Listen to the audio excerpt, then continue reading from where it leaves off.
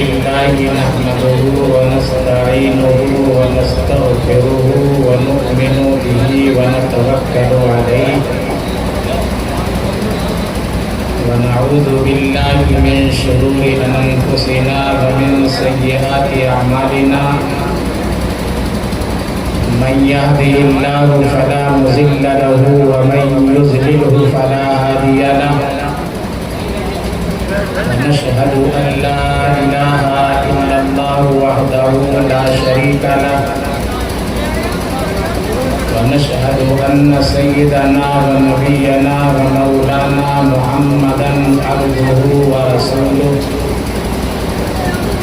صلى الله تعالى عليه وسلم تسليما كثيرا كثيرا أما بعد فأعوذ بالله السميع العليم من الشيطان الرجيم بسم الله الرحمن الرحيم ولا تحسبن الذين قتلوا في سبيل الله أمواتا بل أحياء عند ربهم يرزقون فرحين بما آتاهم الله من فضله صدق الله العلي العظيم وصدق رسوله النبي الأمين المتين الكريم ونحن على ذلك لمن الشاهدين والشاكرين والحمد لله رب العالمين. قال النبي صلى الله تعالى عليه وسلم الصحابة كلهم عدول. وقال النبي صلى الله تعالى عليه وسلم أصحابي كالنجوم بأيهم اقتديتم اهتديتم. وقال النبي صلى الله تعالى عليه وسلم الحسن والحسين سيدا شباب أهل الجنة أو كما قال النبي صلى الله تعالى عليه وسلم.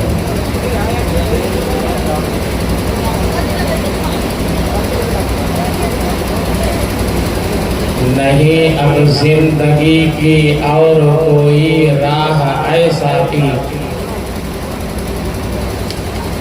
نہیں اب زندگی کی اور کوئی راہ ایسا کی، مقدر میں شہادت ہے تو بسم اللہ ایسا کی. یہ معصوموں کے آنسو خاک میں کب تک سمائیں گے، یہ معصوموں کے آنسو خاک میں کب تک سمائیں گے، کبھی تو رنگ لائیں گے کبھی تو گل کھلائیں گے.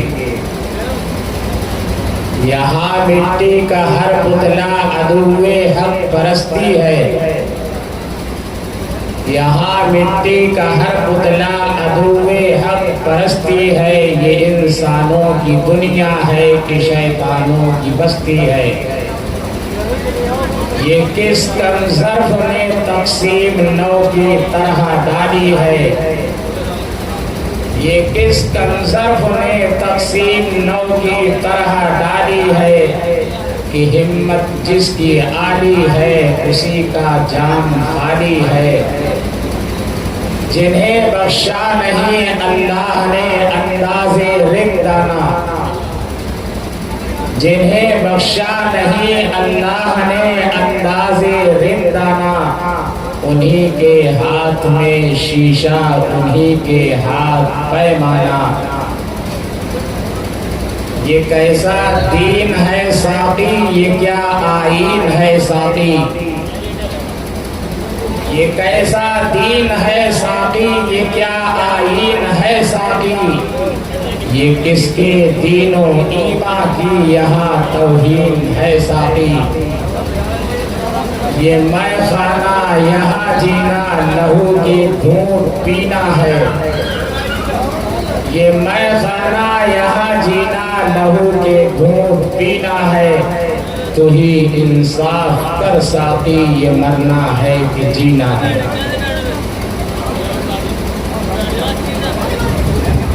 ساقی کی عنایت ہے آباد ہے میں خانہ، ساقی کی عنایت ہے آباد ہے میں خانہ، لبریز سراہی ہے لبریز ہے پیمانہ، جب تک نہ چھلک جائے ظالم تیرا پیمانہ، پورا ہی نہیں ہوتا مظلوم کا افسانہ۔ دور حیات آئے گا قاتل قضا کے بعد، دور حیات آئے گا قاتل قضا کے بعد، ہے ابتدا ہماری تیری انتہا کے بعد، رنگ لاتی ہے ہنا پتھر پہ گھس جانے کے بعد، رنگ لاتی ہے ہنا پتھر پہ گھس جانے کے بعد، سرخ روح ہوتا ہے انسان ٹھوکریں کھانے کے بعد، قتل حسین اصل میں مرگ یزید ہے، اسلام زندہ ہوتا ہے ہر کربلا کے بعد۔ قابل قدر بزرگوں، حضرات علماء کرام، چیختے چلاتے ہوئے بچوں، پردہ نشین میری ماں اور بہنوں، آج کا یہ پروگرام شہدائے اسلام کے نام سے منسوب ہے۔ شہدائے اسلام یعنی اسلام کی تاریخ میں جن لوگوں نے اپنی جانیں راہ خدا میں دے دی ان کو شہید کہتے ہیں۔ توجہ کرنا میری بات پہ، دنیا میں انسان تین قسم کے ہوتے ہیں۔ ایک قسم ہوتی ہے جس کو کہتے ہیں مومن، اب دوسری قسم ہوتی ہے جس کو کہتے ہیں مشرک، اور تیسری قسم ہوتی ہے جس کو کہتے ہیں منافق۔ مومن کو خوش نصیب لوگ ہوتے ہیں جو ظاہر سے بھی ایمان والے دکھائی دیتے ہیں اور باطن سے بھی ایمان والے نظر آتے ہیں، جو زبان سے بھی اللہ کے ایک ہونے کا اقرار کرتے ہیں اور حضرت محمد رسول اللہ صلی اللہ تعالیٰ علیہ وسلم کی نبوت اور رسالت کا اعتراف کرتے ہیں اور دل سے بھی تسلیم کرتے ہیں۔ یعنی آپ اپنے لفظوں میں یہ کہہ لیجئے جن کا ظاہر اللہ اور اس کے رسول کی مرضی کے مطابق ہو اور جن کا باطن اللہ اور اس کے رسول کی مرضی کے مطابق ہو، اس کو کہتے مومن، اور جس کا ظاہر اللہ اس کے رسول کی مرضی کے مطابق ہو اور جس کا نہ اللہ اور اس کے رسول کی مرضی کے مطابق ہو اس کو کہتے ہیں مشرک، اور جس کا ظاہر اللہ اور اس کے رسول کریم صلی اللہ علیہ وسلم کے منشا کے مطابق ہو لیکن دل اللہ اور اس کے رسول کی مرضی کے مطابق نہ ہو، اس کو کہتے ہیں منافق۔ میری بات اگر سمجھ میں آ گئی ہو تو مومن مومن ہم ہیں، مومن علماء کرام ہیں، مومن وہ ہے جو زبان سے کہتا ہے لا الہ الا اللہ محمد الرسول اللہ صلی اللہ تعالی علیہ وسلم، اشہد لا الہ الا اللہ وحدہ لا شریک لہ واشہد ان محمدا عبدہ ورسولہ، اور دل سے بھی اقرار کرتا ہے کہ اللہ ایک اور اللہ کے پیارے نبی حضرت محمد رسول اللہ صلی اللہ تعالی علیہ وسلم اس کے آخری اور سچے پیغمبر ہیں۔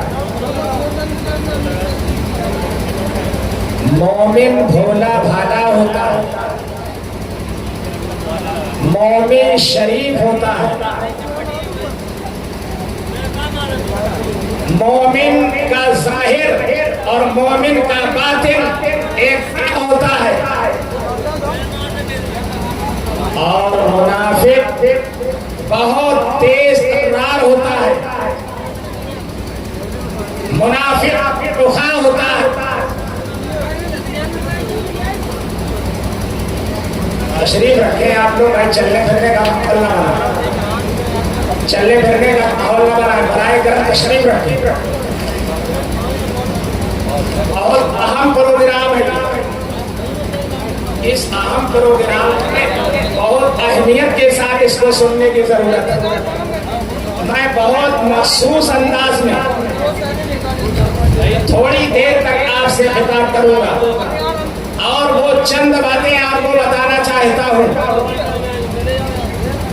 جو عام طور پہ لوگ مجمع کو نہیں بتاتے۔ اللہ کے پیارے نبی حضرت محمد کریم صلی اللہ تعالی علیہ وسلم کے زمانے میں صحابہ بھی تھے اور منافق بھی تھے اور مشرک بھی تھے، جن کا ظاہر اور باطن اللہ اور اس کے رسول کی مرضی کے مطابق تھا، ان کو اصحاب رسول کہتے ہیں، اور جن کا ظاہر کلمے کے مطابق تھا لیکن جن کا باطن شیطان کے مطابق تھا، اس کو منافق کہتے ہیں۔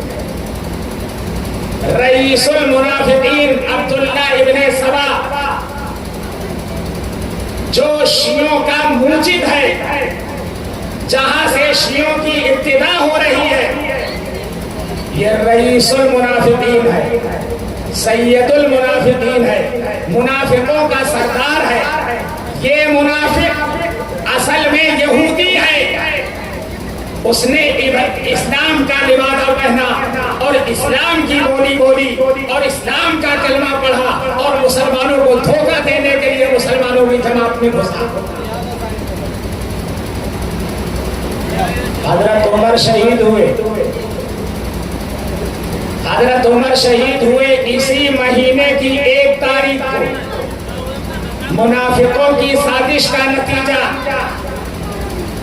حضرت عثمان ذی النورین شہید ہوئے 18 ذی الحجہ کو۔ منافقوں کی سازش کا نتیجہ حضرت علی شہید ہوئے 21 رمضان کو۔ منافقوں کی سازش کا نتیجہ حضرت حسن زہر کے ذریعے سے شہید ہوئے، منافقوں کی سازش کا نتیجہ۔ اور سیدنا امام حسین رضی اللہ تعالیٰ عنہ میدان کربلا کے تپتے ہوئے صحرا میں 72 ساتھیوں کے ساتھ بھوک اور پیاس کی حالت میں شہید ہوئے، منافقوں کی سازش کا نتیجہ۔ وہ اپنے مقصد میں کامیاب ہو گیا، لیکن ہم کہتے ہیں منافق کبھی کامیاب نہیں ہوتا، اس لیے کہ قرآن کہہ رہا ہے یخادعون اللہ والذین آمنوا وما یخدعون الا انفسهم وما یشعرون۔ یہ منافق لوگ اللہ کو دھوکہ دینا چاہتے ہیں، رسول اللہ کو دھوکہ دینا چاہتے ہیں، لیکن اللہ کو دھوکہ نہیں دے سکتے اور اللہ کے محبوب کو دھوکہ نہیں دے سکتے۔ تو حضرت عمر ابن خطاب شہید ہوئے منافقوں کی سازش کی بنیاد پر۔ اللہ کے پیارے محبوب کے داماد شہید ہوئے حضرت عثمان بن عفان رضی اللہ تعالیٰ عنہ، منافقوں کی سازش کی بنیاد پر فاتح خیبر داماد مصطفیٰ سیدنا علی مرتضیٰ رضی اللہ تعالیٰ عنہ 21 رمضان کو فجر کی نماز کو جاتے ہوئے کوفہ کی جامع مسجد کے قریب شہید ہوئے۔ منافقوں کی سازش کی بنیاد پر حضرت حسن کو زہر دیا گیا، منافقوں کی سازش کی بنیاد پر، اور حضرت امام حسین کو کوفہ بلایا گیا، 300 خط بھیج کر کے بلایا گیا اور بھوکا اور پیاسا شہید کیا گیا، منافقوں کی سازش کی بنیاد پر۔ ہم لوگ بچ نکلنے کو کامیابی سمجھتے ہیں، وہ قربان ہونے کو کامیابی سمجھتے تھے۔ سیدنا علی مرتضیٰ رضی اللہ تعالیٰ عنہ کو جب ابن ملجم نے تلوار ماری ہے سر پہ، تو آپ کے سر سے جو خون کا فوارہ نکلا ہے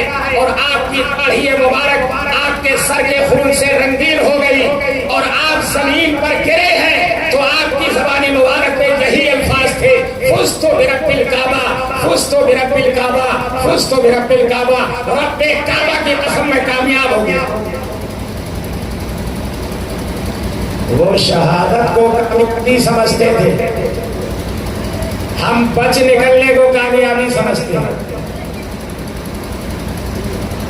شہادت آخری منزل ہے انسانی سعادت کی، شہادت آخری منزل ہے انسانی سعادت کی، شہادت آخری منزل ہے انسانی سعادت کی، وہ خوش قسمت ہے مل جائے جسے دولت شہادت کی، وہ خوش قسمت ہے مل جائے جسے دولت شہادت کی، اور سپر کر دے جو پہرے دین و ملت سر بھی سینہ بھی، سپر کر دے جو پہرے دین و ملت سر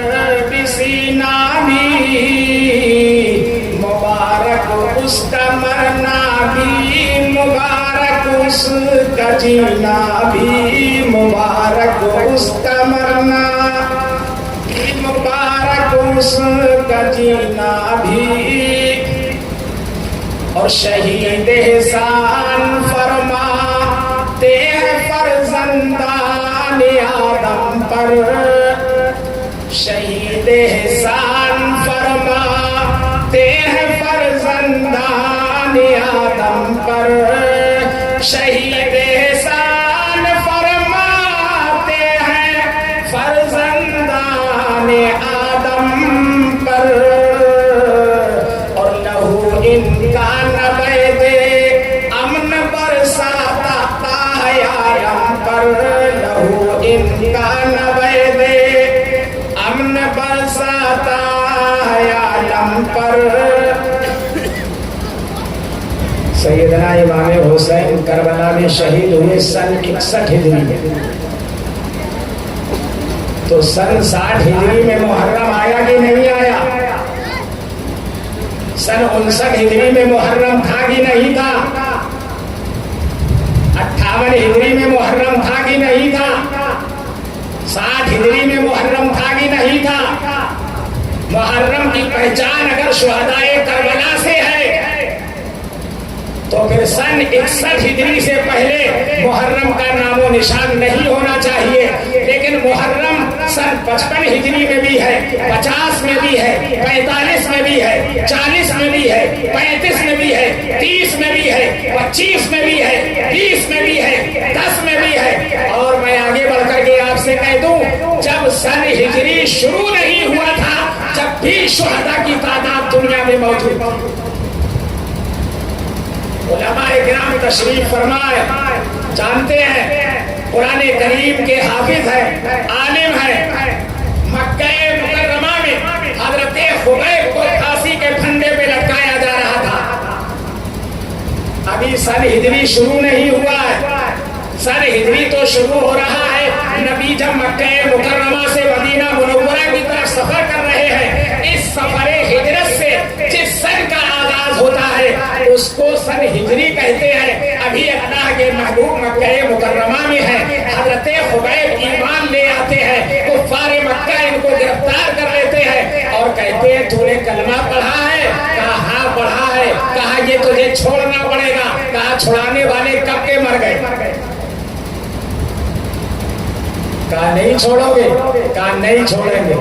کہا صرف کلمہ پڑھتا ہی نہیں ہوں بلکہ خون کے قطرے قطرے میں بسا رکھا ہے، میرے دماغ میں وہی بستے ہیں، میرے دل میں وہی بستے ہیں، میں زبان سے بھی انہی کا نام لیتا ہوں، دل سے بھی انہی کا نام لیتا ہوں، لا الہ الا اللہ محمد رسول اللہ صلی اللہ تعالی علیہ وسلم، اللہ کے علاوہ کوئی لائق عبادت نہیں ہے، اور حضرت محمد رسول اللہ صلی اللہ تعالی علیہ وسلم اللہ کے سچے اور آخری رسول ہیں۔ کہا یا تو کلمہ چھوڑنا پڑے گا یا جان سے ہاتھ دھونا پڑے گا۔ کہا منظور ہے۔ جالان والو تم ایمانداری سے بتاؤ، اگر ہم میں سے کوئی آدمی ہوتا اور گرفتار کر لیا جاتا اور اس سے کہتا یا تو کلمہ چھوڑو یا جان سے ہاتھ دھو، کس کو اختیار کرتے؟ کلمے کو چھوڑنا اختیار کرتے یا جان کو دینا اختیار کرتے؟ لیکن یہ نبی کے چاہنے والے ہیں اور نبی کے دیوانے ہیں اور نبی کے مستانے ہیں، کہا یہ تو ایک ہی جان ہے، قسم ہے رب ذوالجلال کی، اگر 1000 جانیں ہوتی تو ان کو بھی ہمراہ خدا میں قربان کر دیتے۔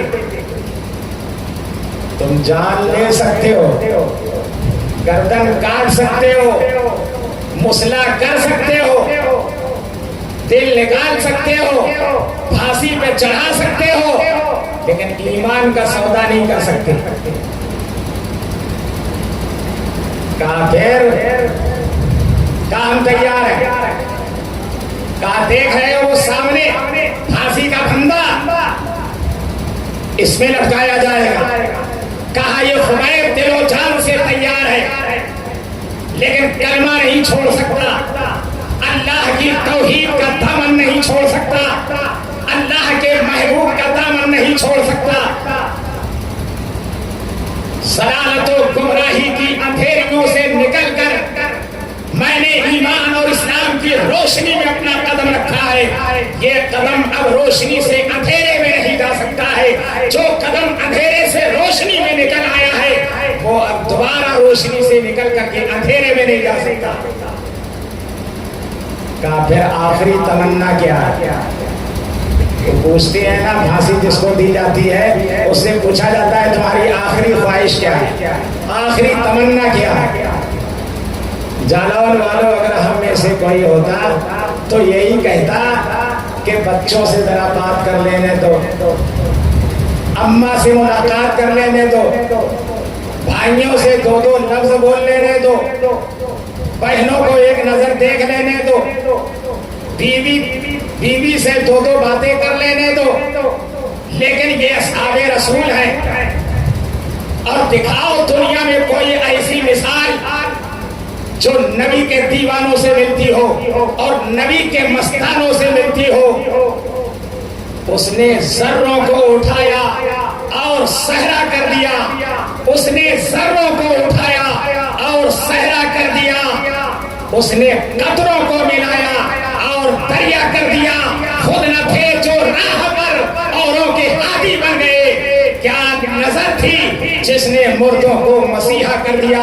کہا یہ ایک جان ہے، لے لو آج لے لو چاہے کل لے لو، یہاں نہیں جائے گی تو نرسنگ ہوم میں جائے گی، نرسنگ ہوم میں نہ جائے گی تو ہاسپٹل میں جائے گی، ہاسپٹل میں نہ جائے گی تو ایکسیڈنٹ میں جائے گی، ایکسیڈنٹ میں نہ جائے گی تو بستر میں جائے گی، کہیں نہ کہیں جان کو تو جانے ہی لانا ہے، یہ تو آئی ہے جانے کے لیے، اس کو تو بچنا ہی نہیں ہے۔ اور مومن موت سے نہیں ڈرا کرتا، موت نعمت ہے خدا کی، موت رحمت ہے خدا کی، اگر موت نعمت نہ ہوتی تو اللہ اپنے پیارے نبی حضرت محمد رسول اللہ صلی اللہ تعالیٰ علیہ وسلم کو یہ چیز عطا نہ فرماتا۔ کہا پھر آخری تمنا کیا ہے؟ کہا مجھے 2 رکعت نماز پڑھنے میں، کیا تمنا ظاہر کی؟ مجھے 2 رکعت آخری نماز پڑھنے دو، آخری خدا کے سامنے سجدہ شکر ادا کرنے دو کہ اللہ تیرا لاکھ لاکھ احسان ہے، جب تک میں دنیا میں باحیات تھا، جب تک بھی سر میرا تھا اور در تیرا تھا، آج یہ کفار مکہ مجھے پھانسی کے پھندے پہ لٹکانے کے لیے منتظر کھڑے ہیں، آج بھی سر میرا ہے اور در تیرا ہے۔ نیت باندھ لی، نماز میں ایسا جی لگا کہ حضرت خبیب فرماتے ہیں کہ ایسا لگ رہا تھا کہ نماز کو پڑھتا ہی رہوں اور نماز کو لمبا کر دوں، لیکن میں نے نماز کو لمبا اس لیے نہیں کیا کہ یہ لوگ یہ کہیں گے موت کے ڈر سے نماز کو لمبا کر رہا ہے، اس لیے میں نے نماز کو مختصر کیا، اور مختصر کرنے کے بعد میں پھانسی کے پھندے کے پاس گیا اور میں نے دعا مانگی۔ کیا دعا مانگی؟ یہ سب آسان مگر اسلام کا انکار ناممکن۔ سن لو مکے کے لوگوں، سن لو مجھے پھانسی پہ چڑھانے والوں، سن لو ظالموں اور جابروں کے جماعت والوں، میں کلمے کو چھوڑ دوں یہ ممکن نہیں ہے، نبی کے دامن سے ہٹ جاؤں یہ ممکن نہیں ہے۔ جان جا سکتی ہے چلی جائے، خوشی سے جائے، اس کو تو جانا ہی جانا ہے۔ یہ سب آسان مگر اسلام کا انکار ناممکن، اور ہمیشہ کے لیے ہو جاؤں میں فی النار ناممکن، ہمیشہ کے لیے ہو جاؤں میں فی النار ناممکن۔ نہ چھوڑوں گا کبھی میں احمد مختار کا دامن، کہ تو جگ کا سہارا ہے خیال یار کا دامن، کہ تو جگ کا سہارا ہے خیال یار کا دامن۔ یہ کہہ کر عرش کی جانب نظر کی اور دعا مانگی، یہ کہہ کر عرش کی جانب نظر کی اور دعا مانگی، اور خدا سے جذبہ حب نبی کی انتہا مانگی، خدا سے جذبہ حب نبی کی انتہا مانگی، اور دعا مانگی کہ اے اللہ تو دانا و بینا ہے، دعا مانگی کہ اے اللہ تو دانا و بینا ہے۔ یہاں جتنے بھی ہیں موجود سب کے دل میں کینہ ہے، یہاں جتنے بھی ہیں موجود سب کے دل میں کینہ ہے۔ نہیں کوئی بھی ان میں جو میرا پیغام لے جائے، سلام شوق محبوب خدا کے نام لے جائے، سلام شوق محبوب خدا کے نام لے جائے۔ الہی تو ہی بندے کا پیام شوق پہنچا دے، میرے محبوب کو میرا سلام شوق پہنچا دے، میرے محبوب کو میرا سلام شوق پہنچا دے۔ رب کائنات کا دریائے رحمت جوش میں آیا، آواز آئی جبریل مکے پہنچو، خبیب کا آخری سلام میرے پیارے اور دلارے نبی حضرت محمد رسول اللہ صلی اللہ تعالیٰ علیہ وسلم کی خدمت میں پہنچا دو۔ اللہ کے نبی صحابہ کے درمیان میں تشریف فرما ہے، جبریل امین آئے، آخری سلام عرض کیا خبیب کا، کہا یا رسول اللہ مکے کے ظالموں اور جابروں نے خبیب کو پھانسی کے پھندے میں لٹکایا، انہوں نے آخری سلام آپ کی خدمت میں پہنچایا۔ آپ نے ارشاد فرمایا وعلیک السلام یا خبیب، اور آپ کی آنکھوں سے آنسو بہنے لگے۔ صحابہ نے پوچھا یا رسول اللہ ابھی ابھی آپ کا چہرے انور مسکرا رہا تھا اور ابھی آپ کے آنکھوں سے آنسو کیوں آئے؟ کہا مکے کے ظالموں نے میرے دیوانے کو اور میرے مستانے کو، میرے خبیب کو پھانسی کے پھندے پہ لٹکا دیا۔ انہوں نے کہا آپ کو کیسے معلوم؟ کہا جبریل امین ابھی ان کا آخری سلام دے کر گیا ہے۔ حضرت خبیب شہید ہے کہ نہیں ہے؟ ابھی سن ہجری نہیں شروع ہوا ہے، سن 61 ہجری تو بہت دور ہے، ابھی سن ہجری شروع نہیں ہوا ہے اور حضرت خبیب کی شہادت ہو رہی ہے۔ کیا حضرت خبیب کے نام کا تعزیہ نہیں بننا چاہیے؟ نہیں بننا چاہیے۔ اگر امام حسین کا امت کے اوپر حق ہے تو حضرت خبیب کا بھی تو امت کے اوپر حق ہے۔ اگر امام حسین نبی کے نواسے ہیں تو حضرت خبیب نبی کے دیوانے اور مستانے ہیں، اور محبت کی کوئی مثال نہیں ملتی دنیا میں جو نبی کے چاہنے والوں میں ملتی ہے۔ اللہ کے پیارے محبوب تھوکنے کے لیے زمین کی طرف چھوٹتے ہیں تو آپ کا لعاب مبارک زمین پر نہیں گرنے پاتا، صحابہ اپنے ہاتھوں میں لے لیتے ہیں، اور کوئی اس لعاب کو اپنے چہرے پہ مل لیتا ہے، کوئی اپنے سینے پہ مل لیتا ہے، کوئی ہاتھوں اور پیروں میں مل لیتا ہے۔ دکھاؤ دنیا میں کوئی چاہنے والے کی مثال کہ کسی چاہنے والے نے اپنے محبوب کے دھوپ کو محبت میں چاٹ لیا ہو، یا محبت میں اپنے چہرے پہ مل لیا ہو، یا محبت میں اپنے جسم پر مل لیا ہو۔ دنیا میں کوئی مثال نہیں مل سکتی ہے۔ اگر کوئی مثال ملے گی تو نبی کے دیوانوں میں ملے گی اور نبی کے مستانوں میں ملے گی۔ شیریں اور فرحاد کے قصے آپ نے بہت سنے ہوں گے، قیس اور لیلا کی داستانیں بھی آپ نے بہت سنی ہوگی، ہیر اور راجھا کی واقعات بھی آپ نے بہت سنے ہوں گے، لیکن جو محبت کی مثال اصحاب رسول نے پیش کی ہے رہتی دنیا تک قائم رہے گی، اور رہتی دنیا تک اس کی کوئی دوسری مثال نہیں پیش کی جا سکتی۔ تو ایک تعزیہ ان کے نام کا بھی بنایا تھا، ایک شہید۔ اس کے بعد حضرت سمیہ شہید ہو رہی ہیں، 70 سال کی بوڑھی عورت ہے۔ مکے کے ظالموں کو شرم نہ آئی کہ ہم کس عورت پہ ظلم کر رہے ہیں، کس ماں کو ستم کا نشانہ بنا رہے ہیں۔ کہا تو نبی کا کلمہ پڑھتی ہے؟ کہا پڑھتی ہی نہیں، خون کے قطرے قطرے میں بسا رکھا ہے۔ کہا یہ تجھے چھوڑنا پڑے گا۔ کہا نہیں چھوڑ سکتے۔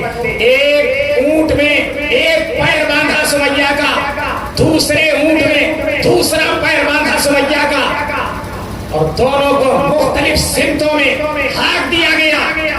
حضرت سمیہ کے چیر کر کے 2 ٹکڑے کر دیے گئے، صرف اس نتیجے میں کہ اس نے اللہ کو ایک مانا تھا، صرف اس بنیاد پر کہ اس نے اللہ کے پیارے محبوب کو سچا اور آخری رسول مانا تھا۔ 365 خداؤں کو چھوڑ کر ایک خدا کے سامنے سر جھکانے والی عورت شہید ہو رہی ہے۔ عورتوں میں سب سے پہلی شہادت ہے حضرت سمیہ رضی اللہ تعالی عنہا کی۔ دوسرا تعزیہ حضرت سمیہ کے نام کا بننا چاہتا تھا۔ اب اللہ کے پیارے نبی سفر ہجرت کر رہے ہیں اور محرم کی پہلی تاریخ آ رہی ہے۔ نبی کے خسر اور خلیفہ دوم امیر المومنین خلیفۃ المسلمین غیث المنافقین فجر کی نماز پڑھاتے ہوئے ابو لولو مجوسی کے ہاتھوں خنجر کے کئی بار پیٹ میں کیے گئے اور آپ بے ہوش ہو کر کے زمین پہ گر پڑے۔ تو اگر امام حسین کا امت پہ حق ہے تو عمر بن خطاب کا امت پہ حق نہیں ہے۔ عمر بن خطاب مراد رسول ہیں، تمام صحابہ مرید رسول ہیں۔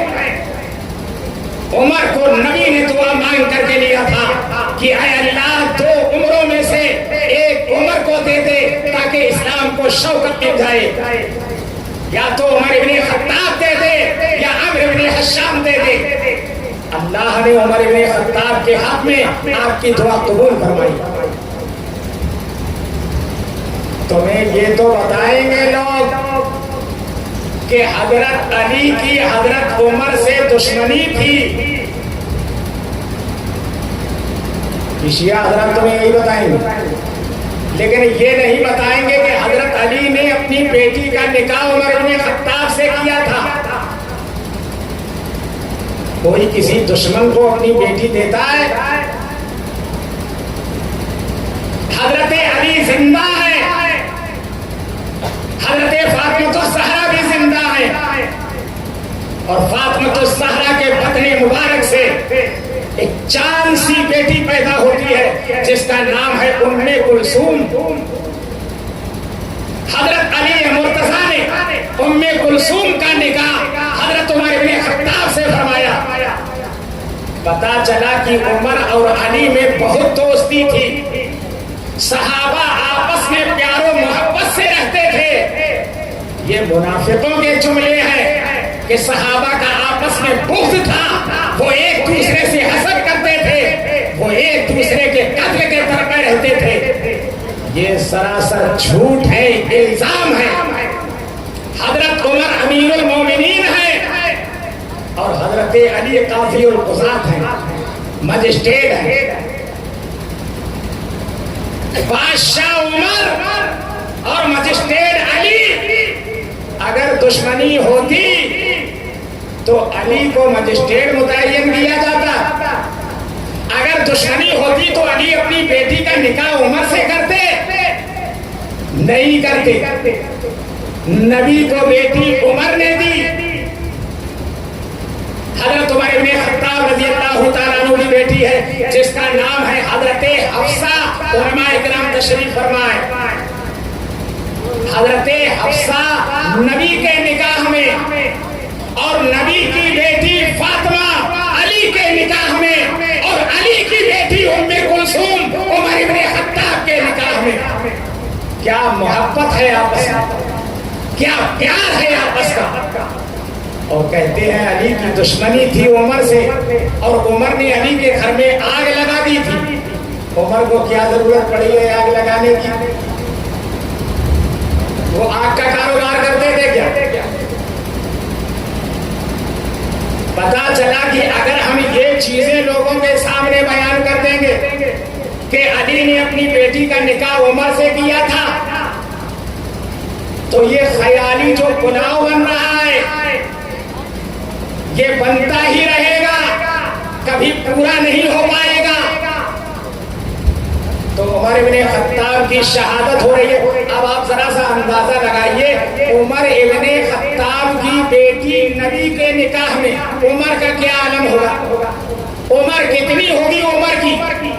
جب عمر کی بیٹی نبی کے نکاح میں ہے اور نبی کی بیٹی علی کے نکاح میں ہے اور علی کی بیٹی عمر کے نکاح میں ہے۔ اگر میری بات سمجھ میں آ رہی ہو تو ذرا سا تصور کرنا کہ ام کلثوم بہت چھوٹی ہلکی عمر کی بیٹی ہے اور سیدنا عمر بن خطاب رضی اللہ تعالیٰ عنہ بڑی عمر کی صحابی ہے۔ تو چھوٹی عمر کی بیٹی کا نکاح بڑی عمر والے کے ساتھ جب ہی ہوتا ہے جب دل میں جگہ ہوتی ہے۔ یہ رشتہ جسم والا رشتہ نہیں تھا، یہ رشتہ عقیدت پر قائم تھا اور یہ رشتہ محبت کی بنیاد پر ہو رہا تھا۔ حضرت علی نے محبت میں اپنی بیٹی کا رشتہ عمر سے کر دیا۔ ٹھیک، اب نبی کی دو بیٹیاں اور ہیں، ایک بیٹی کا نام ہے زینب، دوسری بیٹی کا نام ہے رقیہ، تیسری کا نام ہے ام کلثوم۔ یاد رکھنا، ہمارے نئے نئے بچے جب کالجوں میں پہنچتے ہیں تو ان سے سوالات کیے جاتے ہیں کہ تمہارے نبی کی بیویاں کتنی تھی؟ ہم جواب نہیں دے پاتے اس لیے ہمیں معلوم نہیں۔ مسلمانوں کے پاس علم دین کی بہت بڑی کمی ہے۔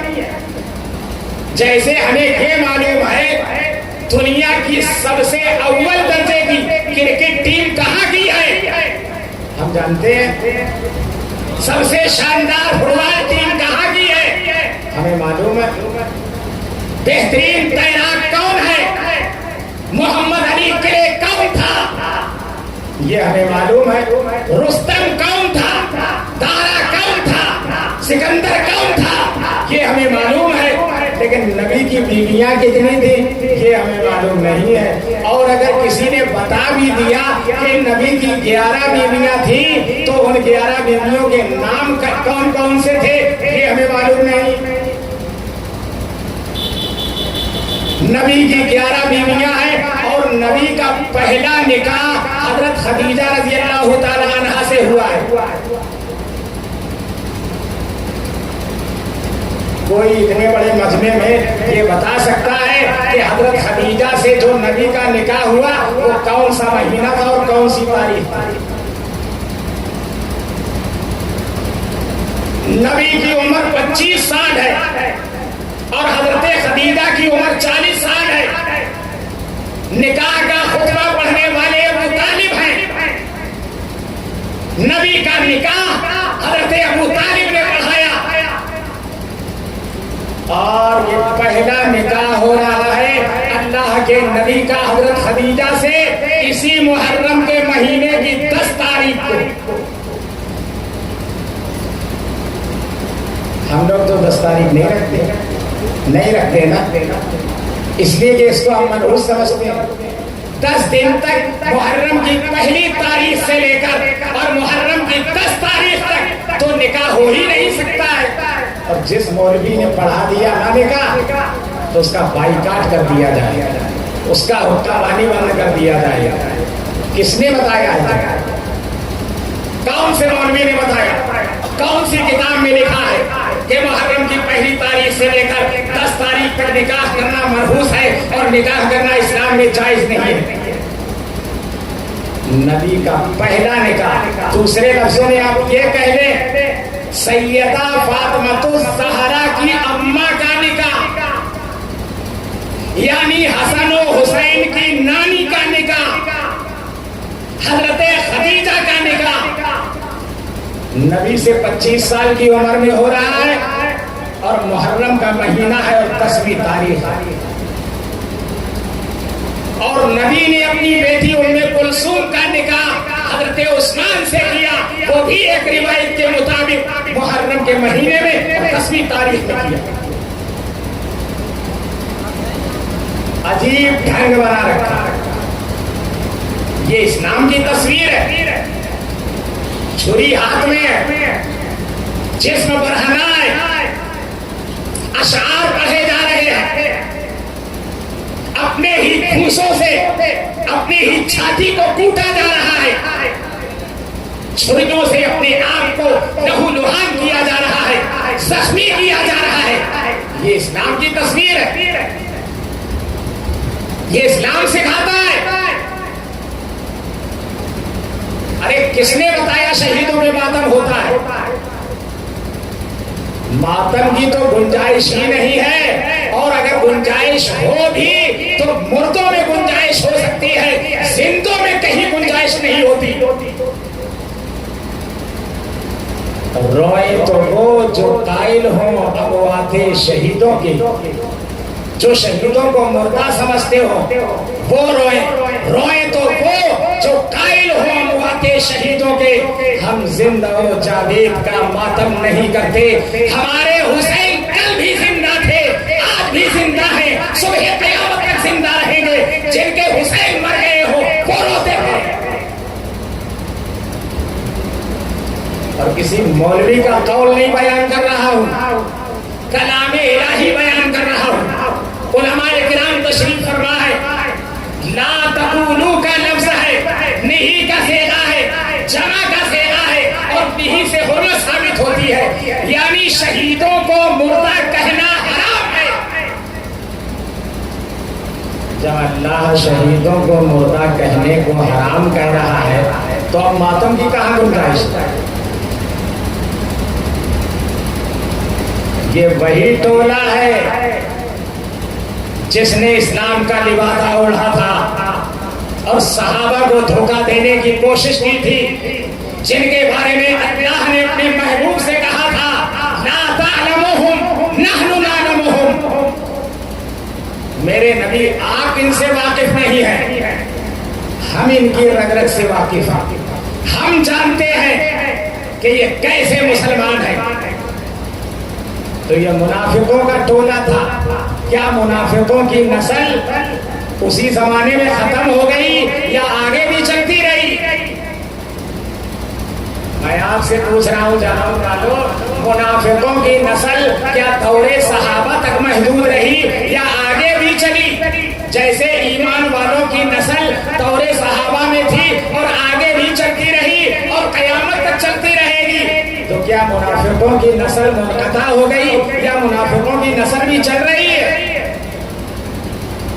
ایمان والوں کی نسل بھی چل رہی ہے، منافقوں کی بھی نسل چل رہی ہے، بلکہ آگے بڑھ کے میں کہہ دوں مولویوں میں منافق ہیں میاں، جن کو مولوی کہتے ہیں ہم، جن کو نبی کا جانشین کہتے ہیں، جن کو نبی کا وارث کہتے ہیں، اللہ کی قسم ان میں توڑنے مولوی موجود ہیں، اماموں میں منافق ہیں، مدارس کے استادوں میں منافق ہیں۔ جب صحابہ جیسی عظیم المرتبہ جماعت میں منافق شامل تھے تو ہم اس سے کہاں خالی ہیں؟ ان سے بہت بچنے کی ضرورت ہے، ان کی فطرت کو سمجھنے کی ضرورت ہے، اور اللہ کے نبی نے جو ان کی نشانیاں بتائی تھی وہ نشانیاں تو مسلمانوں میں پائی جا رہی ہیں میاں۔ ہمارے اور آپ کے نبی، ساری کائنات کے نبی حضرت محمد کریم صلی اللہ تعالی علیہ وسلم نے ارشاد فرمایا جھوٹ منافق کی علامت ہے، وعدہ خلافی منافق کی علامت ہے، امانت میں خیانت کرنا منافق کی علامت ہے۔ تلاش کر لو، کامیاب جلسہ اس کو نہیں کہتے ہیں کہ شعراء کرام کی بھرمار کروائی جائے یا مقررین کو بلا کر کے لمبے چوڑے باز کہہ دیے جائے۔ کامیاب جلسہ وہ ہوتا ہے کہ اسلام کی صحیح تصویر دنیا کے سامنے رکھی جائے اور لوگوں کے اندر کے عزم اور حوصلہ پیدا کرایا جائے کہ جو بے نمازی ہے وہ نماز کا پابند بنے، جس کے اخلاق اچھے نہیں ہیں وہ اپنے اخلاق پہ نظر رکھے، اپنے اخلاق کو بنانے کی کوشش کرے، جو اپنے ماں باپ کا نافرمان ہے وہ ماں باپ کے اطاعت گزار بنے، جو زکوٰۃ نہیں دیتا وہ زکوٰۃ دینے والا بنے، جو حج نہیں کرتا وہ حج کرنے والا بنے، جس کی جھوٹ کی عادت ہو وہ جھوٹ کو چھوڑ کر کے سچ کا عادی بننے کی فکر کرے۔ اگر یہ فکریں ہوتی ہیں، یہ عزائم ہوتے ہیں، مجمع کے اندر یہ تأثر کیا جاتا ہے، مجمع کو یہ پیغام دیا جاتا ہے، تو وہ جلسہ سمجھو کامیاب ہو گیا۔ اور بہت نعرے لگائے جائیں پوری رات، سبحان اللہ کیا بات ہے، سبحان اللہ کیا بات ہے۔ میں نعروں کو غلط نہیں کہہ رہا ہوں، میں صرف یہ بتا رہا ہوں کہ نعروں میں وہ لگ گئے لوگ، اپنے اصلی مقصد کو چھوڑ بیٹھے۔ ارے میاں نبی کی ذات جب اتنی پاکیزہ اور مبرہ ہے تو نبی کی بات کتنی پاکیزہ اور مبرہ ہوگی۔ جن لوگوں نے نبی کی عادات پر لبیک کہا، قرآن کہہ رہا ہے والسابقون الاولون من المہاجرین والانصار والذین اتبعوہم بإحسان، وہ لوگ جو ایمان لانے میں پہل کر رہے ہیں، مہاجرین صحابہ، اور وہ لوگ جو مدینے والے ہیں اور ایمان قبول کر رہے ہیں یعنی انصار صحابہ، والذین اتبعوہم بإحسان، اور جو ان صحابہ کی پیروی کرنے والے ہیں وہ لوگ رضی اللہ عنہم ورضوا عنہ، اللہ ان سے راضی ہو گیا، یہ اللہ سے راضی ہو گئے۔ وَأَعَدَّ لَهُمْ جَنَّاتٍ تَجْرِي تَحْتَهَا الْأَنْهَارُ خَالِدِينَ فِيهَا أَبَدًا، انہی لوگوں کے لیے اللہ نے ایسے باغات تیار کر رکھے ہیں جن کے نیچے سے نہریں جاری ہوں گی۔ ذَلِكَ الْفَوْزُ الْعَظِيمُ، یہ ہے بڑی کامیابی، یہ ہے بڑی کامیابی۔ تو صحابہ کا دفاع کیا جائے، صحابہ سے سمجھوتا نہیں ہو سکتا۔ اگر کوئی آدمی اپنے آپ کو مسلمان کہتا ہے اور صحابہ کو برا بھلا کہتا ہے تو ہمیں اس کے اسلام پہ شک ہے، ہمیں اس کے ایمان پہ شک ہے۔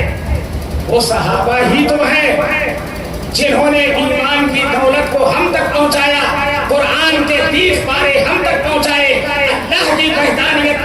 پہنچائی، نبی کی نبوت ہم تک پہنچائی، پورا دین اور پورا اسلام اور پورا مذہب ہم تک پہنچایا. اور کون لوگ تھے صحابہ کے علاوہ؟ تو جن صحابہ نے اتنی انتھک کوشش کر کے پورا دین محفوظ کیا اور اس دین کو آنے والوں تک پہنچایا، انہوں نے اپنے بعد والوں تک پہنچایا، انہوں نے اپنے بعد والوں تک پہنچایا، انہوں نے اپنے بعد والوں تک پہنچایا. سلسلہ ہم تک پہنچا. 1450 برس گزر جانے کے بعد بھی قرآن مجید بالکل اسی طرح محفوظ ہے جیسا دور صحابہ میں محفوظ ہے. کلمہ وہی ہے جو دور صحابہ میں تھا، ایمان مجمل وہی ہے جو دور صحابہ میں تھا، فجر کی نماز وہی ہے جو اللہ کے نبی نے صحابہ کو بتائی تھی اور سمجھائی تھی. تو نمازیں ہم تک آئی صحابہ کے واسطے سے، روزہ ہم تک آیا صحابہ کے واسطے سے، زکوٰۃ ہم تک آئی صحابہ کے واسطے سے، قربانی ہم تک آئی صحابہ کے واسطے سے، حج ہم تک آیا صحابہ کے واسطے سے، صداقت ہم تک آئی صحابہ کے واسطے سے، عدالت ہمارے پاس آئی صحابہ کے واسطے سے، شرافت ہمارے پاس آئی صحابہ کے واسطے سے، شجاعت ہمارے پاس آئی صحابہ کے واسطے سے، شہادت ہمارے پاس آئی صحابہ کے واسطے سے. صحابہ کو مشکوک اگر بنایا جائے گا تو پورا دین مشکوک ہو جائے گا، پورا قرآن مشکوک ہو جائے گا. اللہ کے محبوب جناب محمد رسول اللہ صلی اللہ تعالیٰ علیہ وسلم نے ارشاد فرمایا تھا الصحابۃ کلہم عدول، میرے تمام صحابہ انصاف پسند ہیں، میرے تمام صحابہ عادل ہیں، منصف ہیں، انصاف پسند ہے. تو نبی تو کہہ رہے ہیں کہ صحابہ انصاف پسند ہیں، اور مسلمان کہہ رہا ہے کہ صحابہ کا ایک دوسرے سے بغض تھا، وہ ایک دوسرے سے حسد کرتے تھے، وہ ایک دوسرے کے قتل کے درپے رہتے تھے. ادھر بات صحیح ہے یا ادھر بات صحیح ہے؟ رب کائنات نے اپنے محبوب جناب محمد رسول اللہ صلی اللہ تعالیٰ علیہ وسلم کو اتنا سچا بنایا، اتنا سچا بنایا، اتنا سچا بنایا کہ زمین و آسمان زیر و زبر ہو جائیں، لیکن نبی کی زبان پہ ذرہ برابر بھی شک و شبہ کی گنجائش نہیں کی جا سکتی. صحابہ سے محبت کرو، صحابہ کو دین کا مرکز سمجھو. آج کا بڑا سے بڑا ولی ایک ادنا درجے کے صحابی کے مقام کو نہیں پہنچ سکتا. یہ وہ لوگ ہیں جنہوں نے قرآن کو اترتے ہوئے دیکھا، یہ وہ لوگ ہیں جنہوں نے اللہ کے محبوب کی ایک مرتبہ نہیں لاکھوں مرتبہ زیارت کی ہے. آپ کسی اچھے استاد کے شاگرد ہوں گے، صحابہ معلم کائنات کے شاگرد ہیں. آپ کسی اچھے پیر کے مرید ہوں گے، صحابہ امام الانبیاء کے مرید ہیں. آپ کسی اچھے امام کے مقتدی ہوں گے، صحابہ رحمت للعالمین شفیع المذنبین حضرت محمد کریم صلی اللہ تعالیٰ علیہ وسلم کے مقتدی ہیں. کتنے مبارک ہوں گے وہ لوگ جو اپنی ماتھے کی نگاہوں سے اللہ کے پیارے محبوب کی ایک بار نہیں، دو بار نہیں، لاکھوں مرتبہ زیارت کرتے ہیں. آج جو لوگ نبی کا روضہ دیکھ کر کے آتے ہیں ان کی خوش نصیبی کا کیا کہنا، اور جن لوگوں نے براہ راست اللہ کے محبوب کو دیکھا ہوگا ان کی خوش نصیبی کا کیا کہنا. تمام شہیدوں کی شہادت کو تسلیم کیا جائے، تمام شہیدوں کو زندہ سمجھا جائے، تمام شہیدوں کا احترام رکھا جائے، اور تمام شہیدوں کو جنتی سمجھا جائے. سارے کے سارے صحابہ جنتی ہیں، سارے کے سارے شہداء جنتی ہیں، سارے کے سارے نبی کے گھرانے کے لوگ جنتی ہیں. اور جانتے ہو یہ کہتے ہیں کہ نبی اور اہل بیت، نبی اور اہل بیت ہم تیسری کوئی چیز نہیں مانتے، ہم صرف نبی کو اور نبی کی اہل بیت کو مانتے ہیں۔ اہل بیت علماء کرام تشریف فرمائے، آخری بات کرنا ہوں۔ اہل بیت جس کا ترجمہ ہے گھر والے، گھر کے لوگ، نبی کے اہل بیت تو نبی کے گھر کے لوگ، تو گھر کے لوگوں میں بیوی شامل ہے کہ نہیں شامل ہے؟ ارے بولو یار جانم والو، اگر کوئی آدمی یہ کہے کہ میرے گھر والے اتنے ہیں تو اس میں بیوی شامل ہے کہ نہیں ہے؟ ہے نا؟ یہ نہیں شامل کرتے، یہ کہتے ہیں نبی کی 11 بیویاں یہ اہل بیت میں نہیں ہیں، نبی کی 4 بیٹیاں اہل بیت میں نہیں ہیں، صرف ایک بیٹی اہل بیت میں ہے، 3 بیٹیاں اہل بیت سے خارج ہیں، نبی کے 1 داماد صرف اہل بیت میں شامل ہے، نبی کے 2 داماد اہل بیت سے خارج ہیں۔ نبی کے خسر جنہوں نے اپنی بیٹی نبی کو دی وہ اہل بیت میں ہے کہ نہیں ہے؟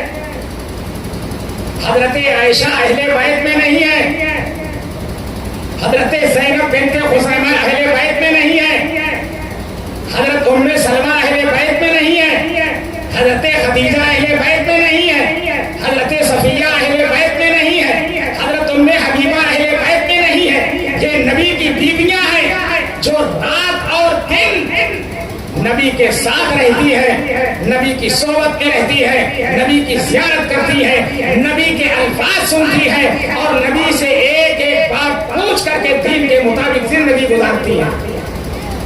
تو آدھا تیتر آدھا بٹیر کیسے چلے؟ 4 بیٹیوں میں سے ایک بیٹی نبی کے اہل بیت میں سے ہے، 3 وہ 3 کون؟ کیا نبی کے اوپر بھی آپ کی شک کی نگاہ جائے گی؟ اور جس کی نگاہ نبی کو مشکوک بنا دے، اور جس کی نگاہ نبی کی بیویوں کو مشکوک بنا دے، اور جس کی نگاہ 1,29,000 صحابہ کی جماعت کو مشکوک بنا دے، ان کے فیصلے میرے جوتے کی نوک پر ہیں۔ میں نہ ایسے لوگوں کے میں فیصلے تسلیم کرتا ہوں، نہ ایسے لوگوں کے عقائد تسلیم کرتا ہوں۔ نبی کہہ رہے ہیں صحابۃ کلھم عدول، میرے تمام صحابہ انصاف پسند ہیں، اور یہ کہہ رہے ہیں صحابہ خائن ہیں۔ صحابہ نے حضرت علی کا مال غصب کر لیا تھا، حضرت فاطمہ الزہرا کا حق مار لیا تھا، یہ حق مارنے کے لیے آئے تھے یا حق والے کو حق دلانے کے لیے آئے تھے؟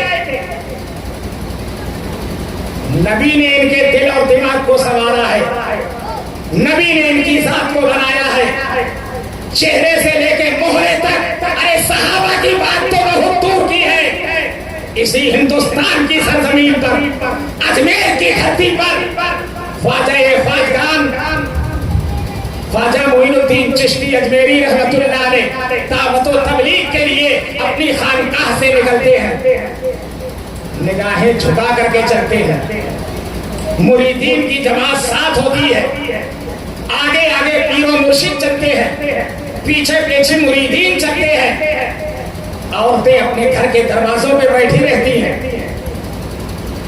اور 1 دن گزرا، 2 دن گزرا، 3 دن گزرا، لیکن خواجہ صاحب کسی کی طرف نگاہ اٹھا کر کے نہیں دیکھتے، گزرتے ہیں تو نگاہیں جھکا کر کے گزر جاتے ہیں۔ آخر کئی دنوں کے بعد عورتوں نے یہ فیصلہ کیا کہ ایک دن ان سے پوچھ لیا جائے کہ آخر کون سا وہ حسین تمہاری نگاہوں میں بسا ہے جس کی وجہ سے تم مجھ جیسے حسینوں کی طرف نگاہ اٹھا کر کے نہیں دیکھتے۔ تو عورتوں نے ایک دن پروگرام بنایا اور راستے میں کھڑی ہو گئی، ادھر سے خواجہ خواجگان خواجہ معین الدین چشتی سنجری اجمیری رحمت اللہ علیہ نگاہیں جھکا کر کے تشریف لا رہے تھے۔ عورتوں نے کہا السلام علیکم، فرمایا وعلیکم السلام، کہا حضرت نگاہیں مبارک اٹھائیے، کہا ہمارے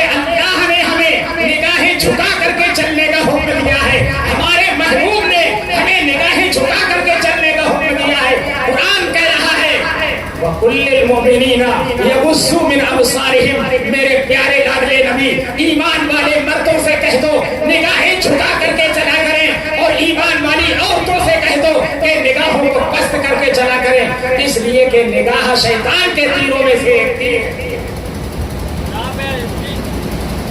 تو یہ اللہ کا بنی نگاہیں جھکا کر کے چلتا ہے، تو اس کے ایک سفر میں 90 لاکھ غیر مسلم اسلام قبول کرتے ہیں کہ تو نبی کے غلاموں کے غلاموں کے غلاموں کے غلام ہے۔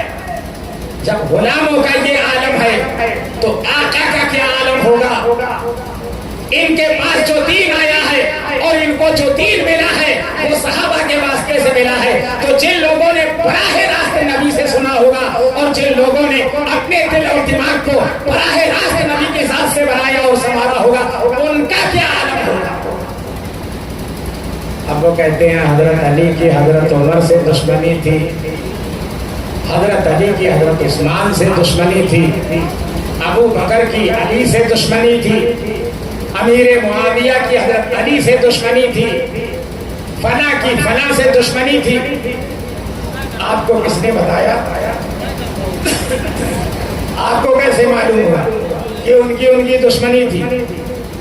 ارے حسین اور حسن کی شہادت کی خبر تو نبی نے اس وقت دے دی تھی جبکہ حسن اور حسین چھوٹے چھوٹے بچے تھے کہ میرے دونوں نواسے راہ خدا میں قربان کر دیے جائیں گے۔ اللہم آتی الحسین صبرا و اجرا، اے اللہ میرے حسین کو اس وقت صبر عطا فرمائیے اور اجر عطا فرمائیے۔ اور حسین نے ثابت کر کے دکھا دیا۔ ارے میاں اس بیٹے سے پوچھو جس بیٹے نے اپنے کندھوں پہ اپنے باپ کے جنازے کو لے جا کر کے قبر کے گڑھے میں دفن کیا ہے، اس بچے سے پوچھو دل میں کیا گزرتی ہے۔ محلے والوں کو غم کا احساس زیادہ ہوگا یا اولاد کو غم کا احساس زیادہ ہوگا؟ اسی وجہ سے حکم دیا جاتا ہے کہ باپ کا جنازہ بیٹا پڑھائے، بیٹا جنازہ پڑھائے گا اور دل اس کا احساس کرے گا۔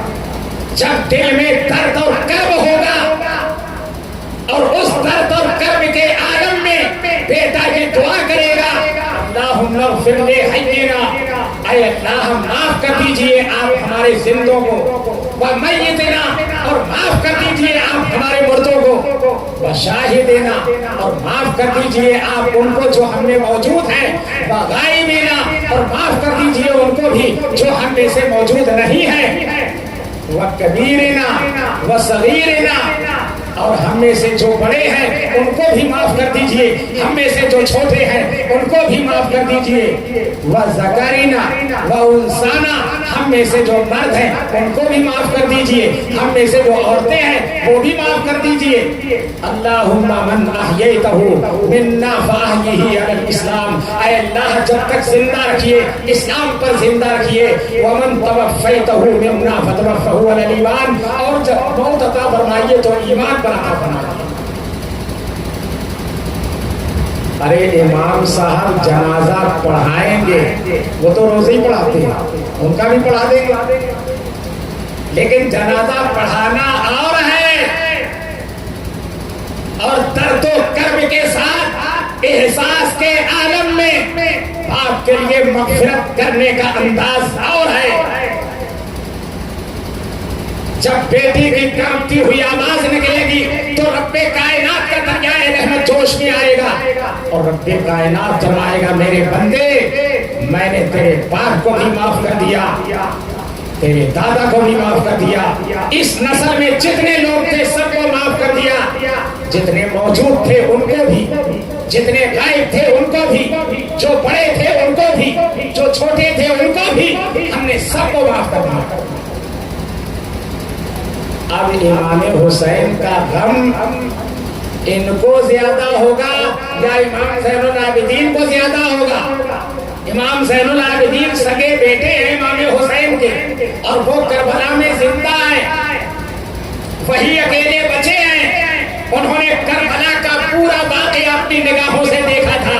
اگر یہ کہہ دیا جائے کربلا کے واقعے کے چشمے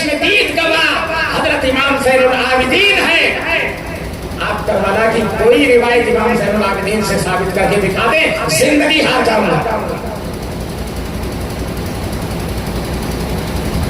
کیوں بھائی، کیوں ثابت نہیں ہے؟ چشم دید گواہ اور ان سے کوئی روایت ثابت نہیں ہے۔ پتا چلا کہ اس نے کچھ تال میں بالا ہے۔ سن 61 ہجری میں جو امام حسین کی شہادت ہوئی ہے اور 250 سال کے بعد جو کربلا کی تاریخ لکھی گئی ہے، 250 سال کہہ رہا ہوں میں، 2.5 سال نہیں کہہ رہا ہوں، 250 سال کے بعد کربلا کی تاریخ لکھی گئی ہے اور کربلا کی تاریخ میں بہت جھوٹ ملایا گیا ہے، بہت فریب شامل ہے، انتہائی عیاری اور مکاری کے ساتھ یہ تاریخ لکھی گئی ہے۔ اب آخری بات میں آپ سے کر دوں، دو منٹ میں آخری بات، اس کے بعد بات ختم کرتا ہوں۔ تاریخ کی وہ باتیں جو قرآن اور حدیث سے میل کھائیں گی وہ ہماری سر اور آنکھوں پہ، ان کا ہم سمان کریں گے، ان کا ہم احترام کریں گے، ان کو دل میں بسائیں گے، ان کو آنکھوں سے لگائیں گے، ان کو لبوں سے لگائیں گے، چوم لیں گے محبت میں۔ اور تاریخ کے وہ کلمات جو قرآن اور حدیث سے ٹکرائیں گے، جوتے کے ٹھوکر میں مار کر کے کوڑے دان میں پھینک دیے جائیں گے۔ ہم اس تاریخ کو تسلیم نہیں کر سکتے جو قرآن سے ٹکرائے، ہم اس تاریخ کو تسلیم نہیں کر سکتے جو اللہ کے محبوب کی زبان سے ٹکرائے۔ قرآن نمبر 1 پہ ہے، اس کے بعد حدیث پاک ہے، اس کے بعد صحابہ کے اقوال ہیں، پھر صحابہ کے افعال ہیں۔ اللہ کے نبی نے فرمایا تھا جس طریقے پر میں چل رہا ہوں اور جس طریقے پر میرے صحابہ زندگی گزار رہے ہیں، اسی طریقے پر چلنے والا فرقہ کل میدان محشر میں جنت کا حقدار ہوگا، باقی 72 فرقے دوزخ میں پھینک دیے جائیں گے۔ انا علیہ واصحابی، انا علیہ واصحابی، نبی نے فرمایا تھا جس طریقے کار پر میں چل رہا ہوں، جس صراط مستقیم پر میں زندگی گزار رہا ہوں اور جس راستے پر میرے 1,29,000 صحابہ گزار رہے ہیں، وہ راستہ سیدھا جنت میں لے جانے والا ہے، اور اس راستے سے ہٹ کر کے جو بھی زندگی گزارے گا وہ سیدھا جہنم میں جائے گا، جنت الفردوس کا حقدار نہیں بن سکتا۔ تو نبی کے سامنے حضرت حبیب کی شہادت ہوئی، نبی نے تعزیہ بنایا، نبی نے ماتم کیا، نبی نے چھریاں ہاتھ میں لے کر کے اپنے آپ کو لہو لہان کیا، کیوں نہیں کیا؟ اگر شہید کی شہادت پر ماتم منانے کا یہی طریقہ ہے تو پھر نبی کو بھی اپنے صحابہ کی شہادت پر ماتم کرنا چاہیے تھا۔ چلو وہ نبی کی بات تھی، حضرت علی شہید ہوئے، حضرت حسن نے ماتم کیا، حضرت علی شہید ہوئے رمضان میں، دوسرا سال رمضان آیا، حضرت حسن اور حسین دونوں زندہ تھے، تیسرے سال رمضان کی 21 تاریخ آئی، حسن اور حسین دونوں زندہ تھے۔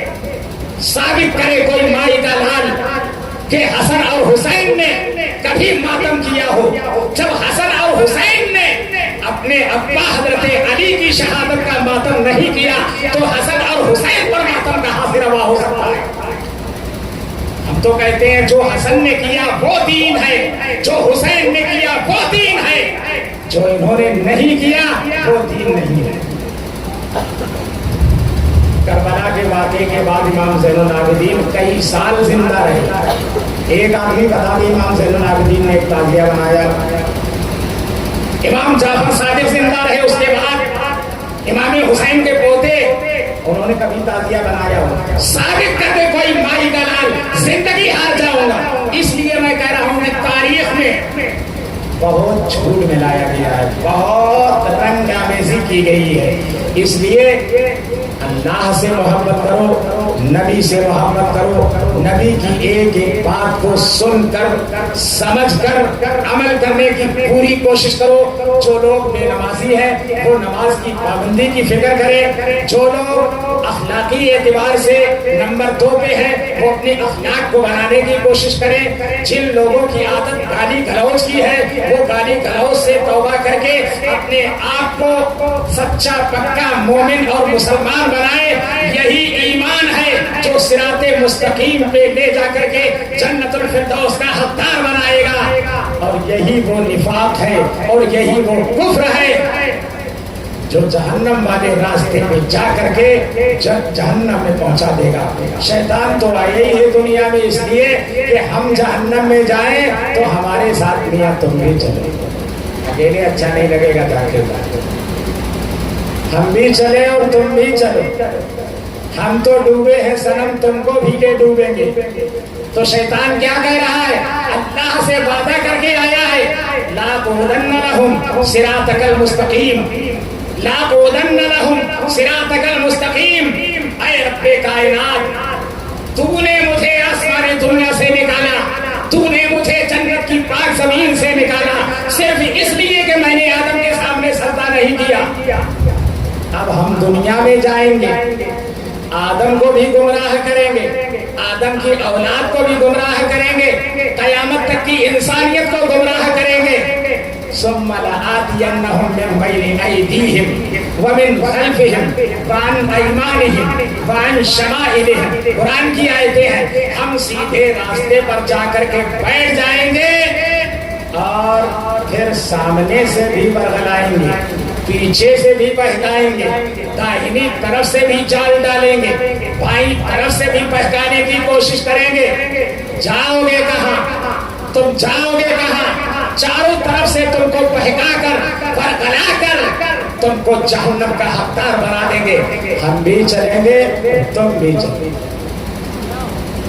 اسی کو شاید کسی کہنے والے نے کہا تھا، شیطان نے یہ عہد کیا ہے سب کو دوں گا میں بہکائے، شیطان نے یہ عہد کیا ہے سب کو دوں گا میں بہکائے، شیطان نے یہ عہد کیا ہے سب کو دوں گا میں بہکائے، دنیا کے چپے چپے میں شرک کا ڈنکا تو بجوائے، اور غیر محقق علماء کو میں لوں گا اپنا دوست بنائے، کسی کا کہنا وہ نہ مانے لاکھن بار کوئی سمجھائے، محرم میں وہ دھوم مچا دوں تازیہ دول سے بنوائے، اور علی علی کا شور مچا کر گلین گلین دو گھوائے۔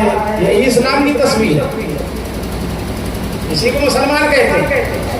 اس لیے ہوش کے ناخن لینے کی ضرورت ہے، سوچ سمجھ کر کے جینے کی ضرورت ہے، اور وقت کی نزاکت کو دیکھتے ہوئے میری نوجوانوں سے بہت پرخلوص اپیل ہے کہ کوئی بھی کام ایسا نہ کریں جس سے ہم گرفت میں آ جائیں۔ مسلمانوں کے لیے جیلوں کے دروازے کھولے جا چکے ہیں، ذرا ذرا سی بات پر مسلمانوں کو اٹھا کر کے جیل کی کالی کوٹھیوں میں ٹھونسا جا رہا ہے۔ خدا کی قسم ہم لوگ یہاں بیٹھے ہیں، کتنے لوگ آہیں بھر رہے ہیں جیلوں کے اندر جن کا کوئی پرسان حال نہیں ہے۔